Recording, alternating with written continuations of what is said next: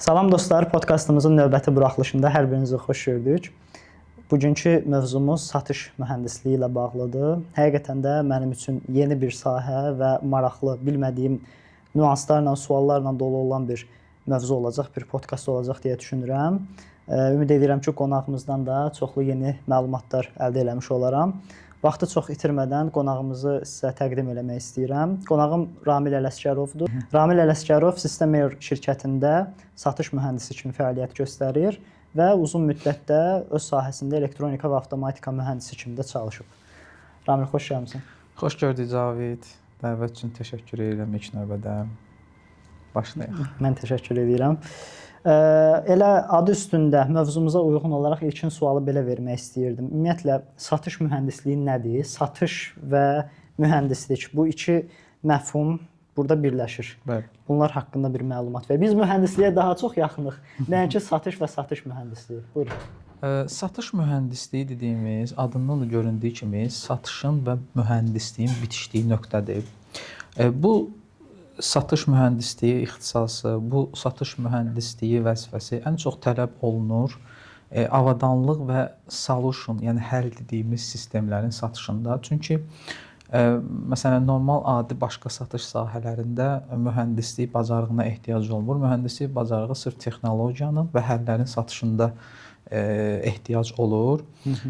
Niyə bəs satış mühəndisliyi? Çünki bir avadanlığın satışı zamanı ümumiyyətlə əgər bir texnoloji avadanlıq və yaxud da hər hansı bir həll satırsınızsa, mütləq şəkildə texniki biliklər olmalıdır. Əks təqdirdə belə bir üçbucaq əmələ gəlir. Müştəri hər hansı bir texniki sualları olur və yaxud da texniki həll istəyir. Sonra orada bir satış nümayəndəsi olur, hansı ki texniki biliyi olmayan və o satış nümayəndəsi həmin müştəridən aldığı informasiyanı gəlir, şirkətdə digər bir texniki əməkdaşla danışır və belə bir hal əmələ gəlir və bu əslində prosesin uzanması deməkdir. Çünki məsələn satış nümayəndəsi, deyək ki, satış əməkdaşı müştəri ilə görüşüb və müştərinin tələbatlarına baxır, həmin an qərar verə bilmir və yaxud da sualları cavablandıra bilmir. O məcburdur ki, ya özünlə bir mühəndis aparsın, ya da ki, oradan yığdığı datalar gəlsin mühəndislə bölüşsün. Sonra mühəndisdən geri dönüş alsın və daha sonra müştəriyə geri dönüş eləsin. Burada ən önəmli faktor da odur ki, onun gətirdiyi datalardan, yəni çalışdığı əməkdaş nə qədər punktualdır, nə qədər onu başa düşəcək. Yenə də burada bir belə qarmaqarışıqlıq yaranır məsələdə. Birinci nüansı budur və burada satış mühəndisinin ona görə texniki backgroundu olması onun çox üstünlüyüdür.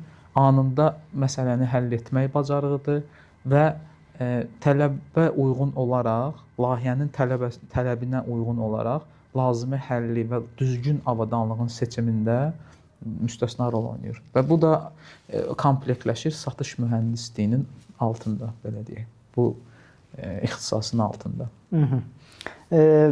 Belə bir sahə, belə bir ixtisas mən rastıma çıxmayıb. Yəni ayrıca bir ixtisas kimi universitetlərdə tədris olunur yoxsa yox? Çox təəssüf ki, yox. Yəni bizdə Azərbaycanda yoxdur ümumiyyətlə.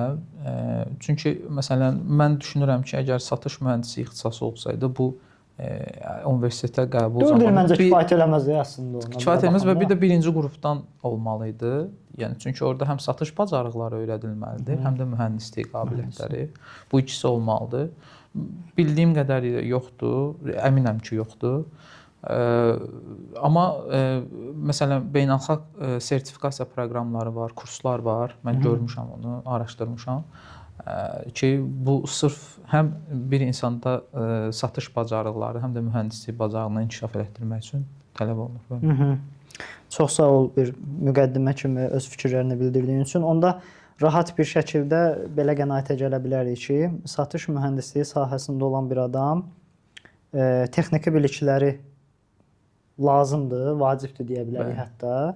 Texniki sahədən gəlib, mühəndis olsa lap yaxşı olar belə də baxanda və adi satışçı, satıcı, satış meneceri deyə bundan əsas fərqlərindən biri də odur ki, o işin texniki tərəfini daha detallı bilir, tam mühəndis kimi məsələyə yanaşa bilir. İndi irəliləyən dəqiqələrdə suallarımdan biri də bu olacaq. Bu hansı ki Satış mühəndisliyində bizə hansı bacarıqlar lazımdır? Amma ilk öncə istəyərdim yeri gəlmişkən Ramil bəy də mənim təhsil aldığım ixtisası və universiteti bitirib. Yəni ikimiz də baxmayaraq ki, o hal-hazırda satış mühəndisi olaraq uzun illərdir, 5 ildir, səhv etmirəmsə 5 ildən də yuxarıdır bildiyim qədərilə fəaliyyət göstərirsiniz. Amma ondan qabaq dediyim kimi təməl ana ixtisası elektronika mühəndisliyi olub, elektronika avtomatika olub və o sahə üzrə də müəyyən illər işləyib. Yəni bir-birimizdə o qədər də yad deyilik bu öz fikirlərimizi mübadilə eləmək baxımından və sualımı da bu formada vermək istəyərdim ki, nə səbəb oldu ki, bir lokomotiv funksiyası kimi səndə elektronika mühəndisliyində və yaxud da tipik mühəndislikdən keçid elədin satış mühəndisliyinə. Eyni zamanda da özünün satış mühəndisliğində daha çox satış tərəfdə görmüş olursan, yoxsa elə bir sahə mühəndisi kimi görürsən, gedirsən audit eləyirsən və s. belə. Deməli, mən pandemiya dövrünə qədər elektronika avtomatika mühəndisi olaraq çalışırdım. Daha çox buna texniki servis mühəndisi kimi demək olar, yanaşmaq olar. Yerli şirkətlərin birində. Daha sonra bir şirkətə keçid elədim. Yəni bir təklif gəldi şirkətdən elektronika mühəndisi olaraq. Bu arada mənim bəli ixtisasım elektronika mühəndisliyidir. Azərbaycan Dövlət Neft və Sənaye Universitetini bitirmişəm. Həm bakalavrın, həm magistrin. Bizim yollarımız eynidir. Və bir üzr istəyirəm, çox üzr istəyirəm. Haşiyə də çıxıb onu qeyd eləyək ki, baxmayaraq ki, Ramil məndən yaşca böyükdür. Ramillə mən Elcün müəllim var, salamlayırıq. Buradan Elcün Həsənovun tələbəsi olmuşuq və dostluğumuz, yoldaşlığımız oradan belə deyək, öz təməlini tapıb. Orada elektronika mühəndisi, peşə elektronika mühəndisliyini bitirmişik və aşağı-yuxarı həmin illərdə səhv etmirəmsə elektronika mühəndisi kimi çalışırdın. Bəli, bir orada keçid var idi. Yəni ona da toxunacağam. Biz peşəkar elektronika mühəndisi Code and More proqramı çərçivəsində bir yerdə olmuşuq. Necə oldu? Deməli, pandemiya ərəfəsində 2020-ci ildə keçəndə artıq yanvar ayında mən yeni bir şirkətə daxil oldum. Elektronika mühəndisi olaraq. Sırf bu məqsədlə gətirilmişdim. O şirkətin bir CEO-su var. Bu arada salamlayıram. Balağa Cəfərov. Yerli şirkətlərdə çox tanınan bir simadır və mənim gördüyüm ən yaxşı satış insanlarından biridir. Satış liderlərindən biridir deyə bilərəm. Orada başladım. 3 ay artıq başlamışdım. Təxminən 2 ay, 3 ay. Bəli, mart ayı yeni başlamışdı. Heç mənim gözləmədiyim halda, yəni heç belə qətiyyən gözləmədiyim, güman eləmədiyim halda mənə belə bir təklif etdi ki, satış sahəsinə. Yəni mühəndislik qalır öz yerində, amma satış sahəsində də bir yoxlayaq. Özünü yoxla. Özünü yoxlayaq. Belə bir şey oldu. Ondan sonra mən artıq orada başladım. Şirkətin servis əməkdaşları var idi və satış əməkdaşları. Satış əməkdaşlarına daha sıx bir yerdə olmağa, hətta satış şöbəsinə keçdim artıq. İnsan yəni satış şöbəsinə keçirsən, ümumiyyətlə baxırsan, kəşf edirsən özün üçün. Çox yaxşı münasibətlərimiz yarandı. Çox yaxşı, mən gördüm ki, işə çox yaxşı isnişə bilirəm. Satışın yəni müəyyən bacarıqları var. Background tərəfi var ki, məsələn, sadə bir şey deyim, maillaşma məsələləri falan, yəni məhsul seçimləri falan. Bu formada davam etdikcə gördüm ki, çox yaxşı uyğunlaşa bilirəm buna.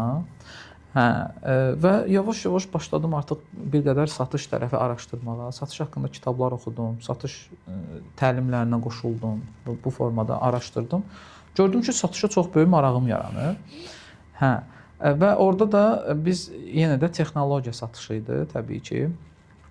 Daha sonra çox təəssüf ki, pandemiya vaxtına düşdü və işlər biraz orada yaxşıya doğru getmədi, axsadı, bəli. Pandemiya çox böyük zərbə vurdu. Ondan sonra elə bil məndə belə bir şey yarandı ki, artıq mən satış sahəsindən ciddi şəkildə məşğul olmaq istəyirəm. Belə bir yol cızdın özün üçün. Bəli, yol cızdım, amma bir şərtlə ki, onu da özümə şərt olaraq qoydum ki, o nəticəyə gəldim ki, texnologiya və həll satışı olmayan satış, yəni mən istəmirəm. Düzdür, əslində satışda belə bir sloqan var, satış adamlarından soruşsa çoxsu belə. Yəni nə oldu sat deyə bir anlam var. Yəni ki, satış adamı nə oldu satar, amma məndə belə deyil. Mən avadanlıq və həll satışı ən çox sevirəm. Çünki o prosesin içində olmağı zövq verir də mənə, yəni drive verir, çox xoşum gəlir. Ondan sonra başladım, müxtəlif sahələrdə çalışdım. IT sahəsində çalışmışam. Daha sonra zəif axın sistemləri dediyim. İndi zəif axın deyə tərcümə olunur. Low Biraz voltage, daha low hansı voltage. sahələr nəzərdə tutulur, Bəli, bəli. izləyicilər üçün də maraqlı olsun, Bəli, tam aydın olsun.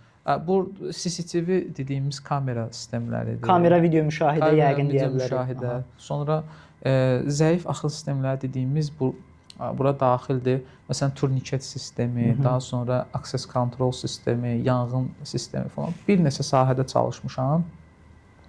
Daha sonra vertical transportation deyirik, hansı ki lift eskalator sahəsi nəzərdə tutulur. O sahədə də çalışmışam satış mühəndisi olaraq. Hal-hazırda isə HVAC, yəni havalandırma, isitmə, soyutma sistemlərinin satış mühəndisi olaraq çalışıram. Bu arada qeyd etmədim, pandemiyadan öncə mən mühəndis olaraq çalışdığım sahə qazanxana və nasosxana dediyimiz, orada da havalandırma, isitmə, soyutma sistemi bir qoldur və belə deyək, mən orada 2 il mühəndis kimi çalışmışam, belə deyək, loru dilini bişmişəm o sahədə. Ona görə hal-hazırda bu sahəyə də keçid eləməyimin səbəbi, yəni bir neçə sahəni yoxladıqdan sonra bu sahəyə təkrar keçid eləməyimin səbəbi, ən böyük səbəbi budur ki, mən artıq qərarlaşdırmışam ki, bu sahə daha doğmadır mənə, daha xoş gəlir belə bu formada. Əla, çox yaxşı. Burada indi əsas bizim və mənim şəxsən və izləyicilərin belə deyək də götürə biləcəyi nüanslar nə ola bilər?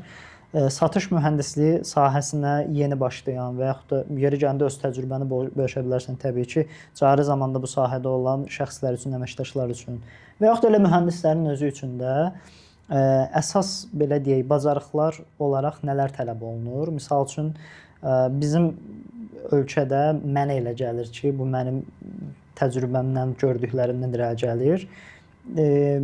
Öz işin texniki tərəflərini, mühəndisi tərəflərini rahat həll edə bilir, problemləri aradan qaldırır, məhsul ərsəyə gətirir.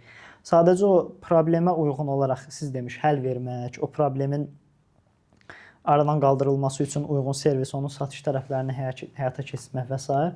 Bu baxımdan insanda bir qabiliyyət lazımdır. Bir xüsusi o soft skill deyə, hard skill deyə fərq yoxdur. Necə ad verəriksə bunun öz punktlara ayrıla bilər. Bu haqqda zəhmət olmasa bir məlumat verərdin. Mühəndis tərəfindən düşünürəm ki, biz danışdıq kifayət qədər hansı mühəndislik bacarığı olmalıdır, hansı sahədə olmağınızdan asılı olaraq satış tərəfinə toxunmaq istəyirəm. Məsələn, satış tərəfinin ən önəmli cəhətlərindən biri ünsiyyət qurmaq bacarığıdır. Yəni ilk növbədə ən çox tələb olunan soft skill, daha doğrusu hard skill, yox soft skill deyək buna. Ünsiyyət qurmaq bacarığıdır. Introvert mühəndislər sevməz bunu. Introvert, ekstravert, bəli, ekstravert olmaq daha yaxşıdır, ünsiyyət qurmaq daha yaxşıdır. İkinci növbədə ən önəmli dinləmək qabiliyyəti mütləq şərtdir. Müştərini dinləmək, onun nə tələb elədiyini anlamaq. Yəni özünü belə deyək, müştərinin yerinə qoymaq. Biraz psixoloji nüanslar ola bilər. Elə psixoloji nüansa toxunmuşkən, bu son illərin Nobel mükafatları daha çox satış sahəsində ümumiyyətlə psixoloqlara verilir. Daha əvvəl data analitiklərə verilirdi. Data ilə daha çox data yönümlü insanlara. Amma son dövrlər ən çox psixoloqlar cəlb olunur. Niyə? Çünki satış həm də psixologiya işidir, bəli. Yəni insanın psixologiyasını bilmək, nə tələb elədiyini bilmək, ona uyğun ünsiyyət qurmaq, davranış göstərmək və daha sonra satış həyata keçirmək tələb olunan önəmli bacarıqlardandır və bir də beynəlxalq tendensiya da budur. İndi Azərbaycanda da belədir. Şəxsən də şahidi olmuşam. Hətta məndən bu tələb də olunub. Soft skill, yəni yumşaq bacarıq dediyimiz bacarıqlar hal-hazırda bəlkə də ən çox tələb olunan bacarıqlardır. Çünki bu bir şirkət, istəyir bu beynəlxalq şirkət olsun, istəyir yerli şirkət olsun, artıq məsələn qəbullanım ki, mən hard skillləri, yəni məhsulu, avadanlığı, onun texniki tərəfinə falan bir insana öyrədə bilərəm. Amma ona yumşaq bacarıqlar, onu bu məişətdən gəlir, fabrik tənzimləmələrindən gəlir də belə deyək. Fabrik tənzimləmələrindən gəlir. Və Sinan Cananın kitabı idi, Fabrik ayarları insan falan. Bu oradan gəlir və o insana sonradan soft skill öyrətmək olmur. Bir komanda işində də önəmli olan, ən önəmli, ümumiyyətlə komanda işində də, hər bir işdə də artıq yumşaq bacarıqlar daha çox önəmli olmağa başlayıb. Hətta bunu beynəlxalq bir tendensiyadır. Bəli. Burada yaxşı toxundun elə hard skills və soft skills məsələsidir. Sən satış eləyəcəksənsə bir mühəndis kimi, bir satış mühəndisi kimi bunlara göz altına almaq lazımdır. Elə biz podkastdan əvvəl yadındadsa müzakirə eləyirdik ki, bizi izləyən yəqin ki, daha çox həm də mühəndislik sahəsində olan yoldaşlardır. Ümumiyyətlə mühəndis deyəndə indi işin bir balaca sualımızın məcrasını dəyişək, amma əlbəttə ki, əlaqəsi var. Mühəndis hökmən belə bir məsələ varmı ki, o gedib ərazidə işləyir, o gedir məsəl üçün çöllükdə ölçür, biçir, hesabatını aparır və s. Yoxsa yeri gəndə laboratoriya şəraitində işləyə bilər. Məsəl üçün mən öz sahəmizdən şəxsən mənə və yeri gəndə sənə doğma olan bir sahədən qeyd çəkim ki, bir nümunə çəkim ki, məsələn elektronika sahəsində əgər təmirlə və servislə məşğul olmursansa, əsas etibarilə işin istehsaldırsa, sənin işin laboratoriyadır. Məsəl üçün məni də əvvəldən düzdür, indi baxmayaraq ki, öz ixtisasım olub, əvvəldən məni də özünə cəlb eləyən şey sənin sakit başının sakit olan ortamıdır. Bir maksimum 2 nəfərdən ibarət olan bir otaqdır. Öz o introvertliyini tutanda gedib orada rahat işini görürsən və yaxud da embedded proqramlaşdırma olsun, fərq eləməz. Amma yeri gəndə təbii ki, gedib yerindəcə layihə ilə məşğul olmaq, onu tanımaq, audit dedikdə yəni bütün texniki monitorinq nəzərdə tutulur burada, onu qeyd etmək istəyirəm. Bu nüanslar da var. Dediyim kimi mühəndislər daha çox bu belə yönümlü olurlar. Məsələn, yenə də bir haşiyə çıxmaq istəyirəm. Bu bizim müəllimlərimizin sözüdür ki, elektronika mühəndisliyini bitirən və onunla müəyyən illər məşğul olan birisi oxşar texnologiyanın, IT-nin müxtəlif sahələrində də gedib işləsə də belə, o həmin sahəni rahat bir şəkildə qavraya bilər. Misal üçün elektronikanı bitirdin, sahə təcrübən də olub, dediyin havalandırma sahəsində də işləmirsən. Məsələn, indi mənə elə gəlir ki, memarlarla işləyirsən, inşaat sektorunda da layihəçilərlə və s. Mənə elə gəlir ki, o qədər də çox sənin çətinliyi olmur. Düzdür, hər işin öz çətinliyi var, bəlli məsələdir. İstənilən halda daha rahat adaptə oluna bilirsən.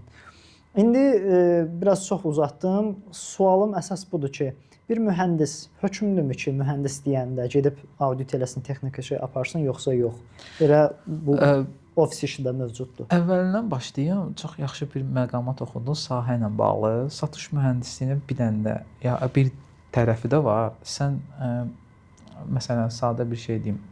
Tutaq ki, bir klassik geyinmirsən. Mütləq belə bir səliqəli geyinmirsən deyək.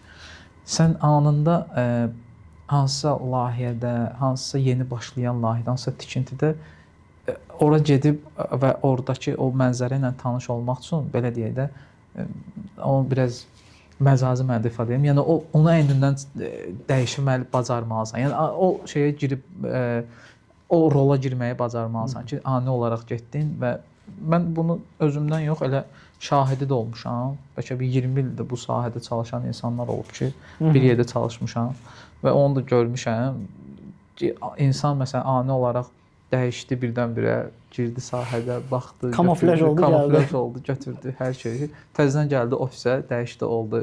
Çox xoşum gəlib bu şeydən. Bu önəmli məsələdir. Sonra suala qalanda isə deməli, bəli, bizim mühəndislik sahəmiz eynidir. Bizdə daha çox təmir və servis sahəsidir, elektronika mühəndisliyinə uyğun. Zaten məni də daha çox satışa gətirən səbəblərdən biri də bu olub. Mən heç vaxt özümü təmirdə görməmişəm. Düzdür, çalışmışam o sahədə, amma görməmişəm.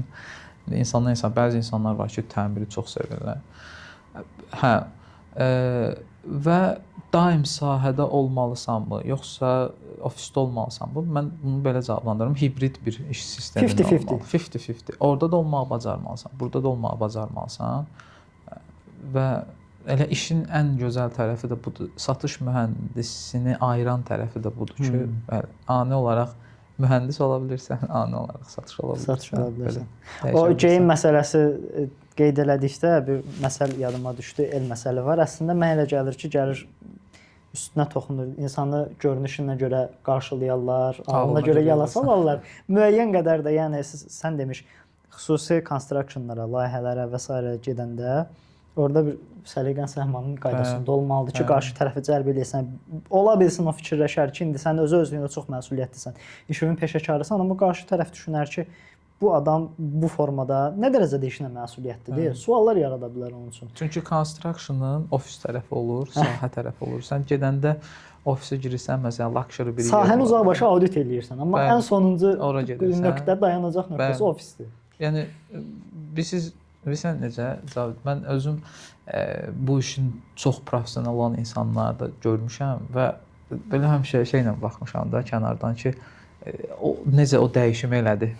Çalışmışam həmişə o da. O da bir bacarıqdır. Yəni necə bu insan məsələn də yəni baxırsan ki, luxury ofis səviyyəsində geyinmiş bir insan və yaxud da falan. Amma ani olaraq dəyişdi bu adam sahədə və artıq mühəndis beyni ilə düşünür, qərar verir, təzədən qalxır. Çox önəmli, çox gözəl yeridir bu məsələnin işin.